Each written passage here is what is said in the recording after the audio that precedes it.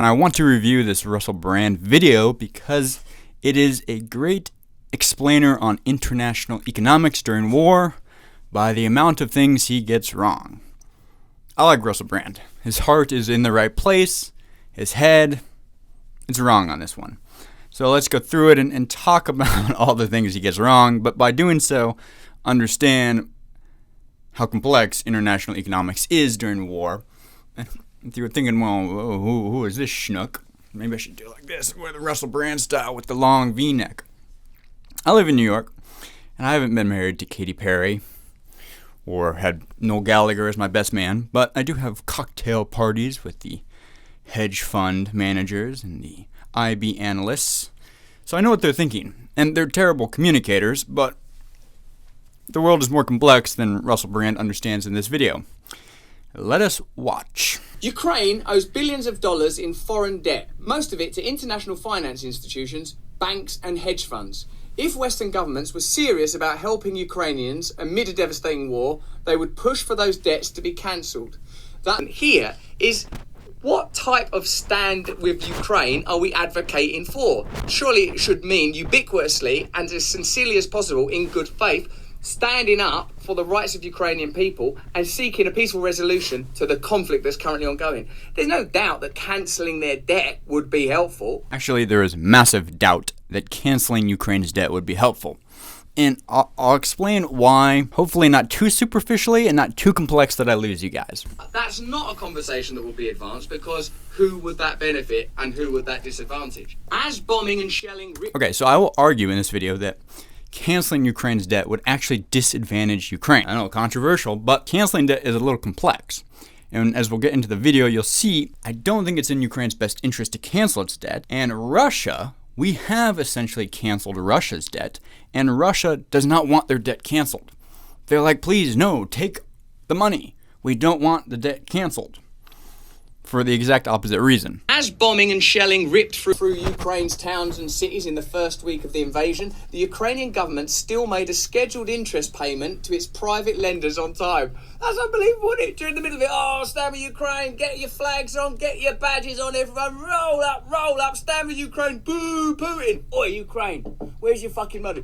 Oh, sorry, here we go. Oh, Jesus Christ, he's a hero, that's Zelensky. Is that enough? Here is the check. Right, yeah, we stand with Ukraine again. No, very dramatic and funny, but that's not how Ukraine views it at all. I can tell you, Zelensky in Ukraine wants to make those payments. They want to make those payments on time. They want to stand in good faith with their creditors so that they continue to have lines of credit in the future. Because if they don't make those debt payments, then those credit lines in the future dry up. People become less willing to invest and lend Ukraine money. So Ukraine wants to make sure, even while they're being invaded, that they can make those debt payments now, so that in the future, whether it's next week, next month, or 5 years from now, there are lines of credit available to them. Whether it's for war or healthcare, doesn't matter. But they want to make debt payments. That's very important to them, so that people still view them as a safe and asset-worthy country to invest into. Even during the middle of war, it's even more important to make those debt payments on time to reassure people that no, you can invest in us. You can lend us money, and it will be returned to you. So guys, they paid their debts. Back up, everyone. Back on your feet. The lenders, mostly international finance institutions, banks and hedge funds, are all queuing up to collect their debts with no sign of respite. Now, that's an existing capitalist economic model which you can either agree with or critique or be cynical and skeptical about. But what is important here is it's not being interrupted by what we're all told, and I believe is, a terrible crisis in Ukraine. If it really is a crisis, if upmost in all of our intentions is the well-being of Ukrainian people, cancel their debt. And if you can't do that... No, you don't want this. Ukraine does not want this. So hedge funds and banks and pensions, it's all of our money, essentially. Whether it's the rich billionaires with hedge funds or my girl's teacher's pensions funds, or maybe your dad's E-Trade account, all that money is circulating. And it gets lent out to places like Ukraine because Ukraine wants to borrow money, and through various financial instruments, whether it's bills or bonds, they try to incentivize us to lend them money. And so we lend them money, and when we come to collect a debt payment, we're basically just asking for our money back. collectively, whether it's the hedge funds or the pensioners. And if we don't get that money back, it's not just the banks that lose out. It's pension plans. It's 401ks. All of it goes down.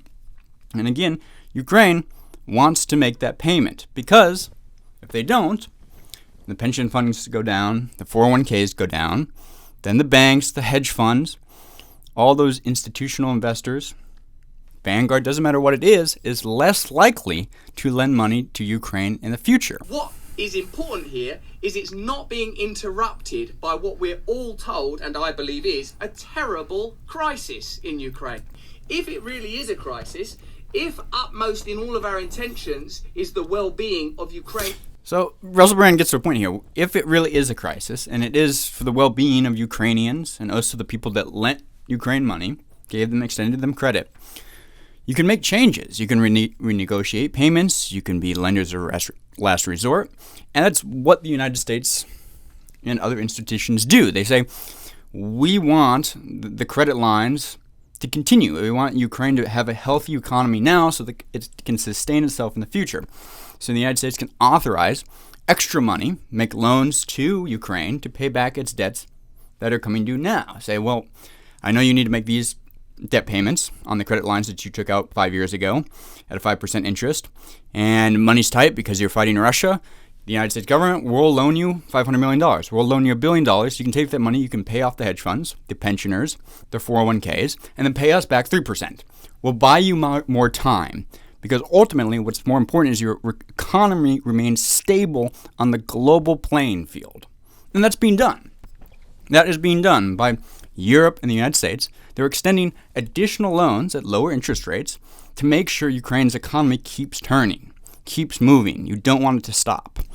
Ukrainian people cancel their debt. And if you can't do that, then at least acknowledge it's a bit of a priority, the situation in Ukraine, but the real priority. The priority is not canceling their debt. The priority is keeping Ukraine's economy churning at all costs. And canceling their debt would freeze up their credit markets. It would freeze up their ability to borrow money.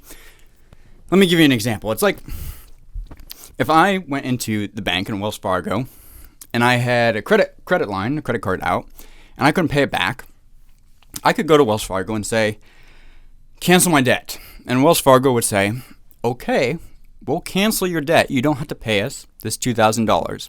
But you're not going to be able to get a credit card for 7 years. You're not going to be able to have a mortgage. You're not going to be able to get a loan. We're not going to give you any more money. All your credit lines in the future are going to dry up. So we'll forgive you this debt. You'll essentially default. That's fine. But the extension of credit into your future is going to be very, very tough. And myself, well, actually, I don't want that debt canceled. I'd rather figure out a way to renegotiate payments and keep it going so I'll have lines available to me in the future if I need a mortgage or I need an additional credit card or I need a loan that's available to me rather than having to cancel now and not being creditworthy in the future. It's hopefully not too superficial and not too complex, but you understand what's taking place at a macroeconomic scale. That's what's going on with Ukraine. Is an economic one. So any solutions we suggest in Ukraine will have to be in line with our real priorities, which are profit. And if the government say, well, that's nothing to do with us, those are banks, hedge funds and private interests, well, then we know who's really in power, don't we? The people of Ukraine are fighting for their survival while dealing with huge humanitarian needs, mass displacement, and the horrific siege conditions in Mariupol. So another thing I should add is that there's this cabal of banks that are really in power. The banks hedge funds don't come to Ukraine and stuff money down their throat.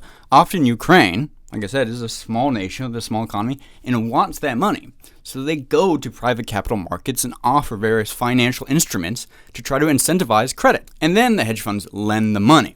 So it's Ukraine initially asking for the money, whether it's 3 years ago, 5 years ago, 10 years ago. And yet they are seeing urgently needed resources flow out of the country to foreign creditors. Urgently needed resources are flowing out of the country to foreign creditors. Quick, we urgently need these resources. What, because of the war and that and the rubble and all the children and everyone getting blown up? Actually, no, it's these hedge funds and private initiatives. Oh, yeah, that is quite urgent.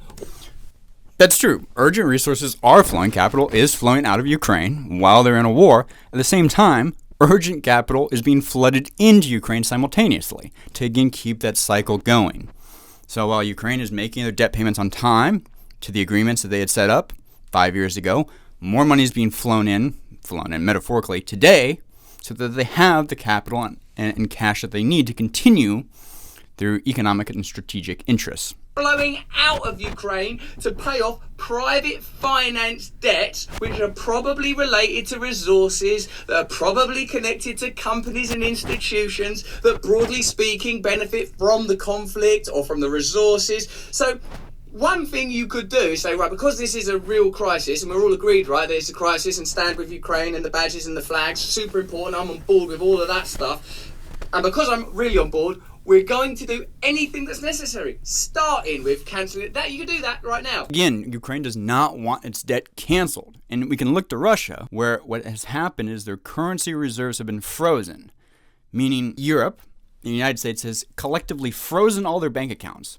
All US dollars Russia has, all euros Russia has have been frozen. And now Russia can no longer make its debt payments to its creditors.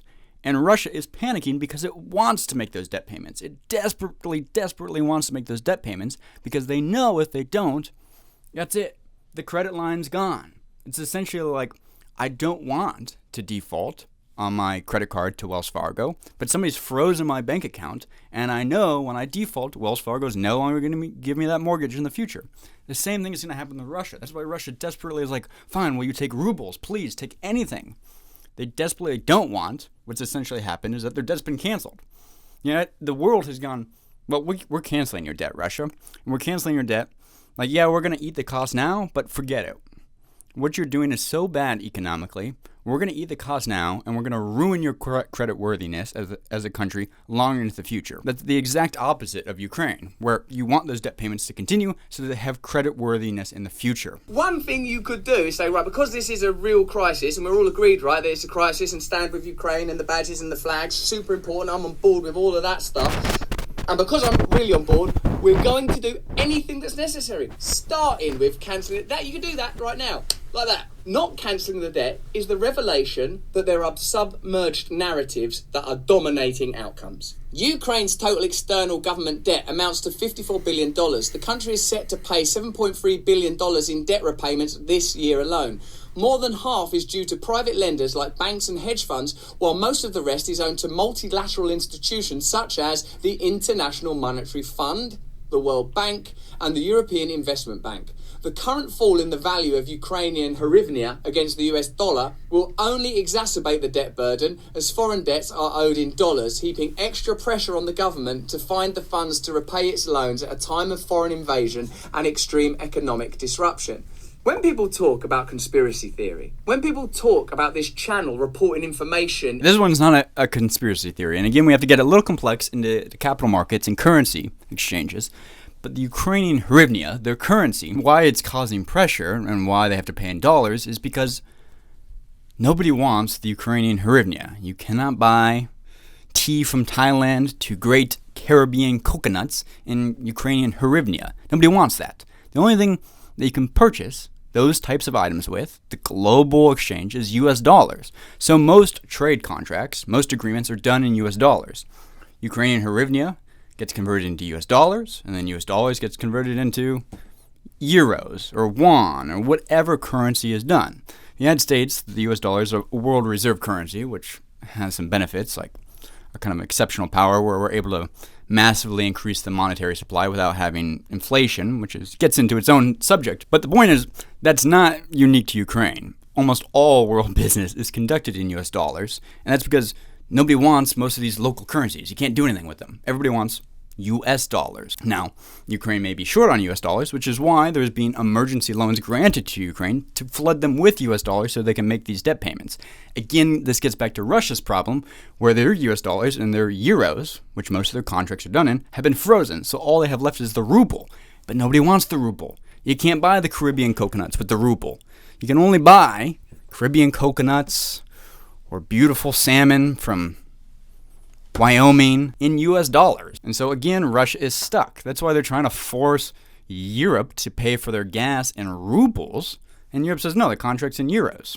And Russia says, yeah, but our euros are frozen. We're going to default. We can't pay. And we can't accept the euros. That's how capital and currency works. That's why the contracts are in US dollars. It's very standard across all different types of countries. And again, the way to solve this is to grant emergency loans and give Ukraine capital reserves of US dollars, which are being done. Responsible way, or the word de la jour, misinformation. You decide for yourself. Do you think that's important information? That during this crisis, during a time when, we've put up a link for a Ukrainian charity before. People are doing incredible things. Kids at schools are doing stuff. All this money's being raised. Help Ukraine, which is the right thing to do, by the way. At the same time, the International Monetary Fund, the World Bank, the European Investment Bank, as well as several private interests are making a profit from Ukraine right now. Do you think that information is irrelevant? Two things can be true at the same time. You can donate money, you can fund, you can try to stop price gouging, stop outrageous fees and all types of things during war. At the same time, inevitably there will be some profit, although we'll get into it further down the video. If somebody has lent money, has extended a line of credit, they've done so on an interest agreement. So there would be some profit inherent in that situation. Now, what that profit actually is depends on the economic and global politics of the world. And right now, my guess is the bonds in Ukraine are trading very low. So they're only making a profit if those payments go in on time. If they don't, yes, the hedge funds, the IMF, they don't make any profit. But at the same time, Ukraine loses its ability to take out loans or get lines of credit in the future. If you think that information is irrelevant, then that's cool. That's fine.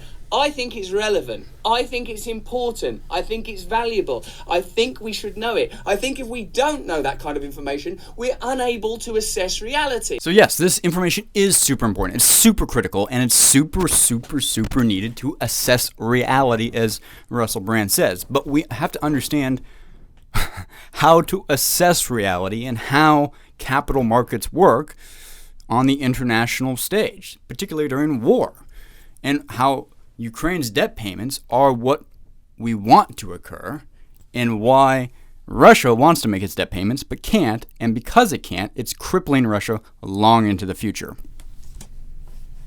Since the invasion, Ukrainian dollar-denominated bonds, which were issued as part of its 2015 debt restructuring, have been trading around 25 cents on the dollar. This reflects the high risk of default, but also means that if Ukraine continues to make its debt payments, Western banks and hedge funds could make profits of 300%. There you are. Okay, so again, Russell Brand's heart is in the right place. And he's a very intelligent person, but he just doesn't understand this issue. I got to be frank. If we go back, what does it say here? 25? It was 25%? Since the invasion, Ukraine... Okay, so Ukrainian bonds, which they issued in 2015, are now trading on 25 cents on the dollar. They're trading at a quarter of the price they were purchased for 5 years ago, which means that most people are worried Ukraine is going to default, which is why most people are willing to sell off their Ukrainian bonds for a quarter of what they purchased it for. Most people are willing to take a 75% loss just to get rid of the Ukrainian bonds because they're so worried Ukraine's going to get defaulted, Ukraine's going to default, or Russia's going to invade, and then Ukraine's not going to have a choice whether it pays or doesn't pay. That's why it's trading at such a low market value. Now, if we go to the next slide...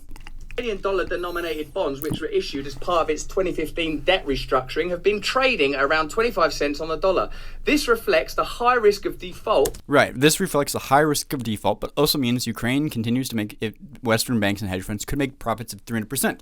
Well, 300% sounds extraordinary, but all that means is that those people that are trying to sell those Ukrainian bonds that they bought for $100, now for $25 on the market, and if I go say, well, I believe in Ukraine, I'm going to buy those bonds at $25 now. If Ukraine continues to make the debt payments and the values of those bonds return to return to what they were worth originally, then yeah, it would climb 300%. It would go from 25 to 50 to 75 to $100. So yes, I would have made a 300% return on that investment by buying what are right now very low-priced Ukrainian bonds because of the risk of default. High return equals high risk, and that's exactly what's occurring. But it's not, per se, price gouging. That 300% would be a 0% profit, essentially, if there was no invasion of Ukraine because it wouldn't have caused a depressed bond market. There you are.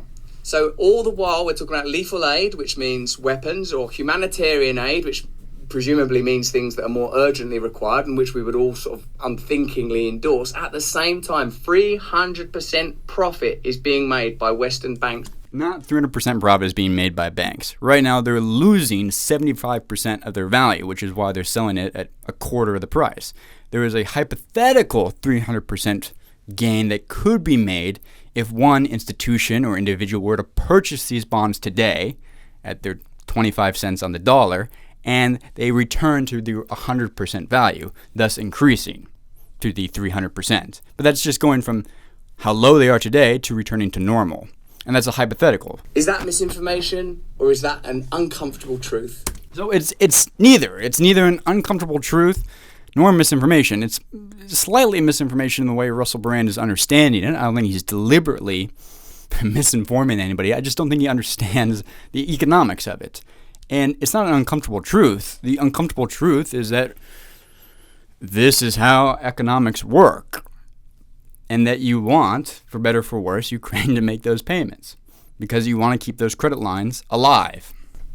A difficult truth to deal with while your sentiment is being roused by the very real suffering of Ukrainian people. I wish the world was simpler sometimes. I wish it was. I wish that we could just go, look, there's baddies and there's goodies, there's this bad conflict, why don't we just help? Why don't we do things to raise money for you? I wish the world was simpler sometimes too, but it's not. And the reason why it cannot be simple is because if it was simple, the world would get real unfair real quick. The levels of poverty would go through the roof. The wealth disparity would be ginormous if the world was simple. The world is complex to try to allow for standards of living to rise across the world in a variety of different ways through very complex and difficult financial markets that are often abused, opaque, not explained well, taken advantage of. All of that is true. Nonetheless, a simple world means the strong do what they want and the weak suffer what they must. Able to do that because we're continually lied to and misled, and when you try to tell the truth about these situations, that information is manipulated, condemned and criticised. The response of multilateral institutions has been to give even more loans to Ukraine. Right, so there we go. This is exactly what I predicted what I'm talking about. The response is the institutions have gotten together and supported Ukraine and realized, well, we want to keep Ukraine's economy. I know I'm just drumming I'm drumming this drum. What a great metaphor, Alec. I'm beating this drum so consistently is that this is exactly what we want to happen to keep Ukraine healthy, vital, alive, so that its economy can roar back to life as soon as they repel the Russian occupiers. But if they default and their economy starts to collapse, then you have a systemic problem that cannot be solved by just repelling Russian occupiers. Loans? Seems like you're in a lot of trouble. Yes, we are. We are really suffering. You need help, right? Please, desperately. Okay, we'll give you this money. Now, over the next 5 years, we're going to want to see about 300% return. What was that? I can't hear because of the bombs. Bloody Putin. Yeah, bloody Putin. Really evil. Over the next few years, we're going to need to see about... Sorry, I can't hear because of the bombs. 300%. No, they're not asking for a 300% return, though. The 300% return is only equated to the bonds that were issued back in 2015 that are now near worthless because of the current situation in Ukraine. The money that's being lent currently, today, as I record this video or as you watch it, I'm sure is totally different. I'm sure it's at very, very, very low interest rates from the United States and other consortiums of lenders. I don't know the exact figures, but I'm confident they're low. I'll put some sources in the description down below.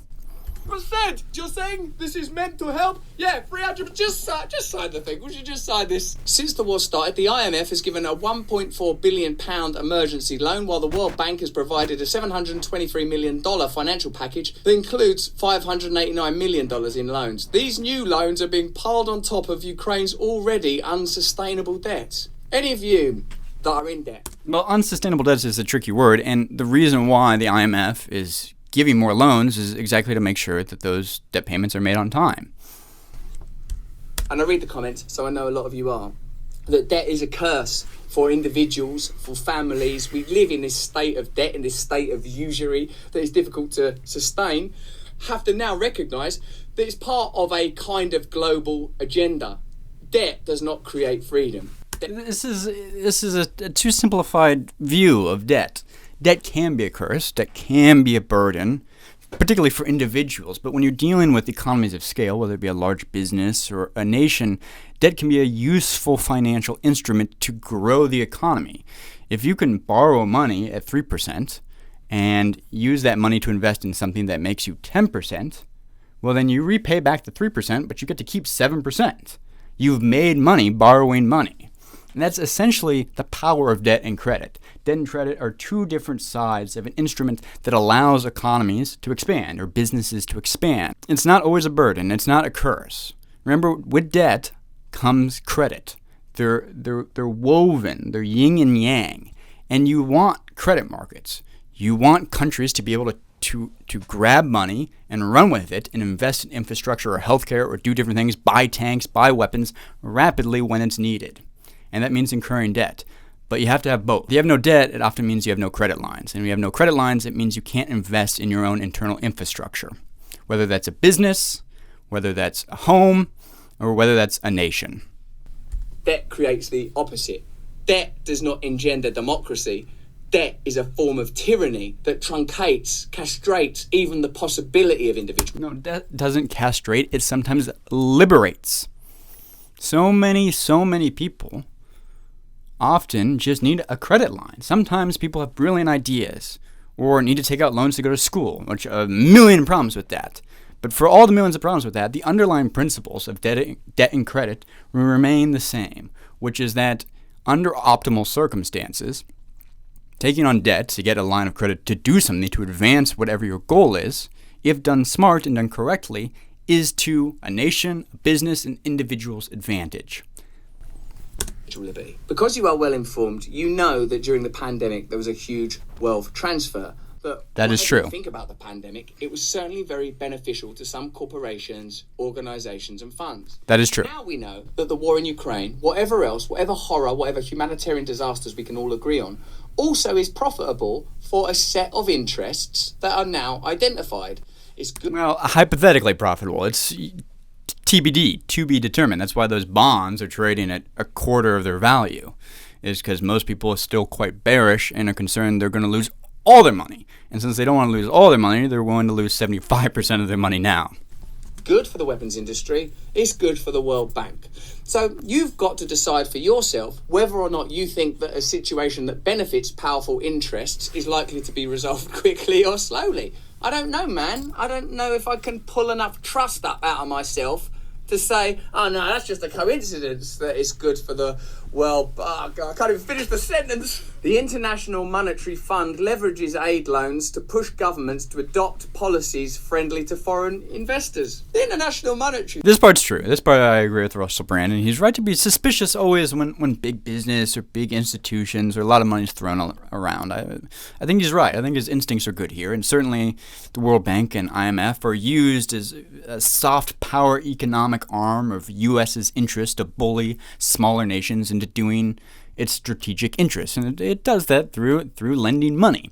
And the sad reality of geopolitics is that this is done whether it's Britain or the United States or China, and why China has studied the United States so strategically and initiated its Belt and Road Initiative, that's Silk Road 2.0, this idea of debt traps and lending out, extending huge lines of credit to try to amass this soft power economic arm similar to the way the United States uses the IMF or the World Bank.